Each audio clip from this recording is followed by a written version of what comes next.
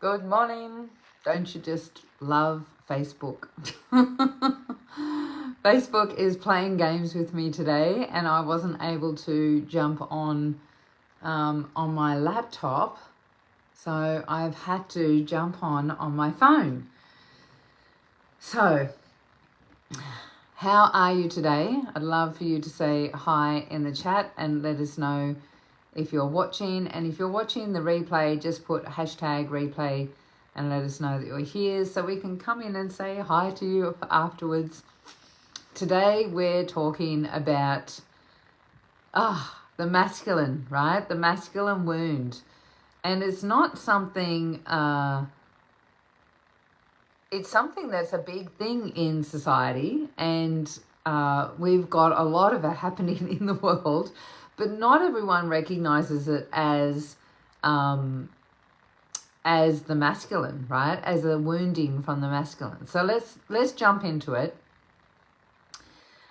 It's really about struggle with trusting yourself, with taking action, setting boundaries in relationships, right? In all things, and a relationship with yourself as well.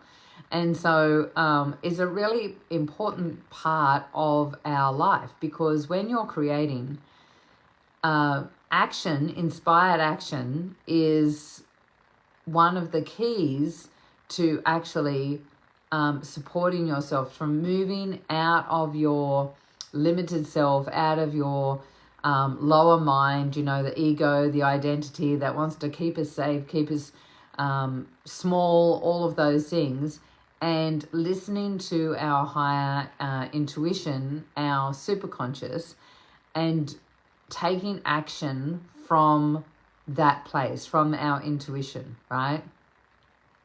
Because we can often take action from that limited identity, from that lower mind that says to us, hey, you don't have to do that, or hey, let's people please because it's easier. Let's say no instead of yes. Let's say yes instead of no. All of those things that we know, right? And look, that's one of the reasons why I was in a relationship for 10 years, because I didn't have boundaries and I wasn't able to be assertive for myself, and I wasn't able to I was in avoidance, right? And all of these are the wounded masculine, because the wounded masculine is the part of ourselves that is holding on to versions of ourselves from our childhood, right? Social conditioning, the people pleaser, the part of ourselves from the past that didn't feel like she belonged. And so she, went into avoidance so that she didn't get seen. She didn't take action. She didn't have the right behaviors to really step into a place where you're assertive and you're holding your truth and showing your truth or speaking your truth from your higher perspective. And so often the unhealed masculine or the masculine wound really comes from a place of childhood traumas. That's a big thing, right? In fact, most of the stuff that goes on for us is from our childhood, right? Because we were in that 0 to 3, and especially 0 to 7, but especially up to 3, we were in that space where we were just absorbing everything. And so if you had a strict or controlling father figure, or even emotionally unavailable, then you can find yourself in those wounds. And I would say, just as a side note, it didn't have to be your dad or a male, because in my family, my mum was the father figure in my family, which is bizarre, right? But in my family, my mum worked and was the hierarchy of the family, and my dad was sick and on a kidney machine.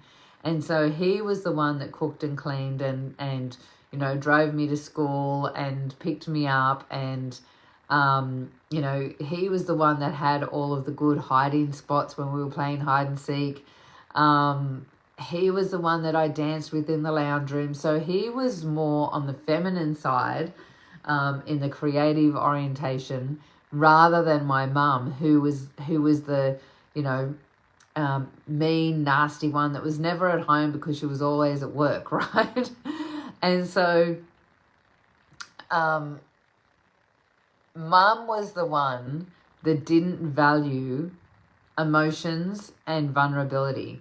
So that's another thing that can be, you know, what causes the masculine wound is when you haven't got anyone in your life. And society is also all over this, right? Where they're logic over emotion and discouraging vulnerability. So as I was saying, it was my mum that I got the masculine wound from, not my father. So remember that masculine and feminine don't have to be sexually orientated, right? It's got nothing to do with gender. It's with what male or female, right? It's to do with our energy, our masculine and feminine energy. So when there was trauma also in our family, that can cause us to feel unsafe setting boundaries. And that was another thing that was happening in my family with my mum, right? So my dad was the one that was the, you know, feminine energy or the mother figure. And my mum was the father figure in my life. And so it's very interesting. So boundaries, vulnerability, you know, taking action, all of these things have to do with the masculine wound. And so when you're in an overactive, wounded masculine, and this is like so many of today's society, right? We find it everywhere, right? Is the overworking, burnout, fear of slowing down, you know, struggles with intimacy and vulnerability, controlling behavior in relationships, fear of surrender, having to be right, you know, like all the time. Those things are an overactive masculine wound. And man, give me a love heart or a like if you know that that's the majority of society. We have such an overactive masculine wound in general in society because so many people have grown up with trauma and no opportunity to really set boundaries and to set the intention to listen to our higher self and our superconscious or our greatness, you know, that part of us that is in intuitive knowing and is sitting in the truth all the time. So we often just sit in our wounding, in our trauma.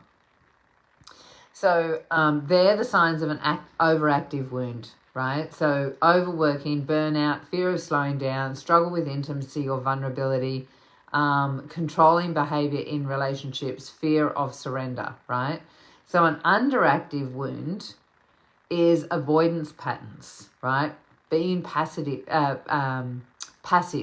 So fear of making decisions, procrastination, lack of direction, people pleasing, avoiding confrontations, difficult setting boundaries, feeling lost, disconnected, or struggling to take action. Now, that is around society just as much, right? So it's not necessarily, you know, for us women, we tend to think that it's our wounded woman, our feminine side, but it actually is our masculine side that needs to be looked and addressed because we have so many aspects of our masculine that's, you know, in either one of those spectrums, right? Overcompensating or undercompensating and going into avoidance and shrinking, right? So going into that aggressive behavior where it's, you know, go, go, go, no time for self-reflection, no time for the opportunity to sit and to be intimate with self or others, you know, overriding other people's boundaries, you know, thinking that you're right all the time, you know, that aggression energy. Or the opposite, where it's in avoidance, you know, not wanting to take on decisions, making decisions for yourself or others, you know, like disconnecting and feeling lost, taking no action, not setting boundaries, all of those, people pleasing. Oh my gosh. So I'd love for you to throw into the comments, like, do you recognize any of these patterns in yourself? Because I definitely, you know, one of the things that we just talked about in my Conscious Creator Circle was there's two parts to us, right? We have got our part where we are in our identity, and we all are in our identity. And then we've got our greatness, right? We've got that part where we step out and we listen, we speak our truth. We, you know, our truth, the truth is what sets us free, because we have this limited self, this part of us that's in duality and sits in that space of, you know, this masculine and feminine wounding. And next week we're going to go on and share about the feminine wounds, right? But when we are in our lower self, in our victim mode, you know, identity, we all have these things, because we're listening to the part of ourselves from the past. We're listening to the unconscious that has an agenda of staying alive and safe. And so instead of listening to our truth, right? Because the truth is that we are powerful creators. The truth is that we all have a heart and we all care about something. The truth is that we live beyond time and space. When you can actually orientate yourself and direct yourself towards that truth, that's when life starts really changing for you. So, you know, if you identify with any of these things, then welcome to the club, because all of us do. All of us have these woundings when we're in our little self, in that lower mind. So let's work out how to reclaim this divine masculine, right?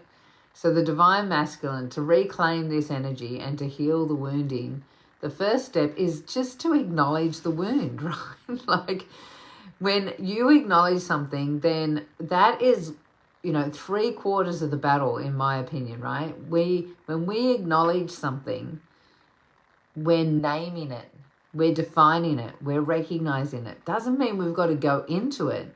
It's just acknowledging it. You know, there's a part in the Bible, you know, for those that are watching for the first time, I have been on a journey for 27 years doing spiritual awakening stuff. You know, everything from, you know, I've had crazy experiences, and I won't get into, if you're interested, let me know and I'll send you the YouTube, my YouTube channel.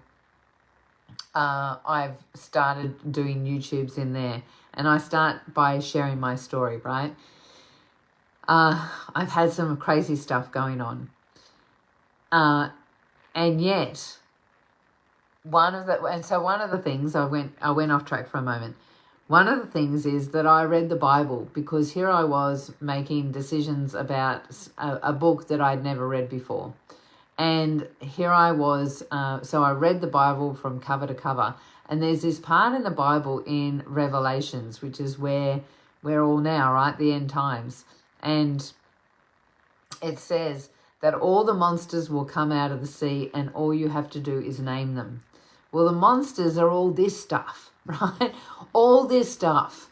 Just acknowledging that there's a wound there, when you recognize it rather than reject it, then you're onto something.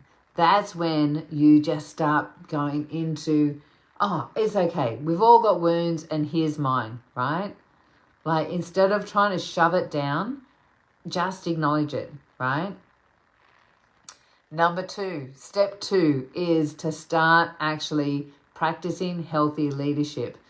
Recognize when you're in your wounding, right? When you want to say yes instead of no, if you want to say no instead of yes, when you want to speak up and you're not. Like, set boundaries. Start making decisions. Be aware when you're not making a decision and start taking action on these things, right? It's these moments. So when you see something, you just stop doing it. Stop doing it and do something different. So I have a little mini course called Boundaries of Love. If you're interested in that, just put in here love and we will send you the link for that. It's like $7. It was a 5-day course that we ran, and it was so good and got such great results from it that I decided to make it a forever, instant access, so people didn't have to wait until I did it again. And so if you're interested, just put love in the comments and we'll be able to send that to you. Step 3 is connect with healthy structures and disciplines, right? So start having daily rituals. Commit to personal integrity. Ladies, I want to talk to you about lying. White lies are still a lie, because who are you lying to? We need to step into our integrity above all else. So when you lie, you're lying to yourself. You're making it easier, you think, like the ego, the identity, thinks it's making it easier to deal with something in that moment. But actually, you're causing a hole, you're causing a rift, you're causing this bump in the system. I call it a bump in the system, right? You're causing this bump that your conscious knows about. And so now it's going to play around in your head forever and a day that you've made that decision and you've told a lie. And if there's anything that you need to clean up, is cleaning up that. I stopped lying. I mean, we've all done it, right? We were all little kids. We all had those moments of it was easier, or we got our way. We were able to manipulate someone at some time, in the playground, our parents, our brothers and sisters, whatever it might be, neighborhood kids. We've all done it, right? Let's just acknowledge we've all lied at one stage. But I've got to tell you, it was one of the things that I cleaned up in that first couple of years of me spiritually waking up, was that recognition that lying was hurting me more than anyone else. And so when you can start just speaking your truth, little bit by little bit, right? Grab the boundaries of love, and that might support you if that's something that you need. It's all of those things that make a difference to your vibration, because I don't lie now. You know why I don't lie? Not because I'm really bad at it, because I am, right? I can't lie for the sake of lying. Everything is on my face, right? You can tell if I'm lying. It's not that at all. I know how much it hurts my vibration and my energy, and I won't lie because of myself. I won't allow myself to lie for me. So, I remember saying that to Tim, way back in time. I said, he made some joke. He'd been away or something and he was coming home early. And he said, he texted me and he said, tell your boyfriend to leave because I'm coming home early, right? Now, this is something that's just, a funny Australian joke, right? And he knew it, right? He was just saying it offhandedly, being silly. But we talked about it afterwards, and I said, I've got to tell you, you know me well enough now that if there was anyone, even if I was thinking about someone or looking at someone or whatever, I would tell you about it. So you have no issues with the fact that I would ever cheat on you, because I can't. I would just tell you, hey, I've lost interest and I'm thinking about other people. It is just my truth. It's a beautiful place to be and very empowering when you can just speak your truth like that, not from a place of trying to hurt someone else, not from a place of being better, right, all of those things, but just because it's the truth, right? And actually saying, look, you know, I don't want to hurt you, but this is my truth. This is how I feel. This is what's going on for me. It's a really beautiful place to be. So really starting to connect into that, really starting to hold your boundaries, speak your truth, and take action on that, right? So I've got some questions and an invitation to reflect, right? Because this is pause. Pause is all about taking that opportunity to self-reflect and to do the work, right, on yourself. So I want to ask you, where in your life do you need to step into your divine masculine energy? And I want you to write that down. Where in your life do you need to step into your divine masculine energy? Because your divine masculine is where you're going to find your power. Is one of the places you're going to find your power, right? For those that have just jumped on, we're very close to finishing. It was a really good session, and I do suggest that you go on and go back, because the divine wounding, I'm going to go back and do a summary. The divine the masculine wounding is all about not setting boundaries, not being able to make decisions, not being able to take action, right? And I love for you to go back, because what I did was I looked at it in when it's overactive and when it's underactive.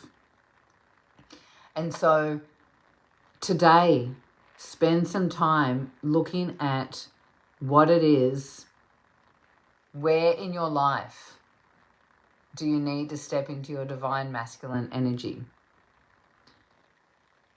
Be aware of when you're not setting boundaries. Be aware when you're not speaking your truth, right? We just had a big conversation about lying. These are the things that are going to clean up in your energy field to support you to really become the woman that holds her own and speaks her truth with comfort, self-assurance, love, you know, all of those things. This is this is where we're stepping up to, right?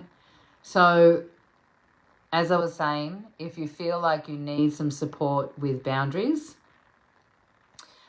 just put love or boundaries in the comments and we will send you the link to our little mini course that, you know, got some great results in there. There was one woman that had her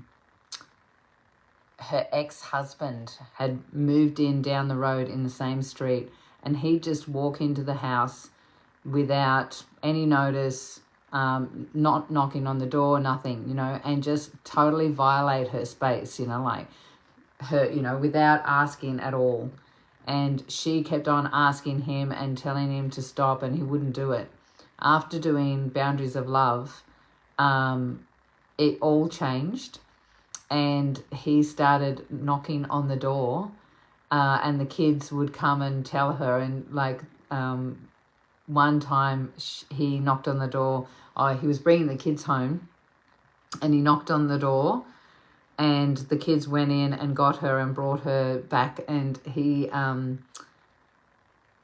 even washed their swimmers or something, which is like, I'm in shock. I've never had him do that before, right? And so it took her a little hot minute to get him to actually listen, but using the steps in Boundaries of Love, now he is actually respecting her space and not walking in the door and making excuses or all of those things. So definitely worth checking out that.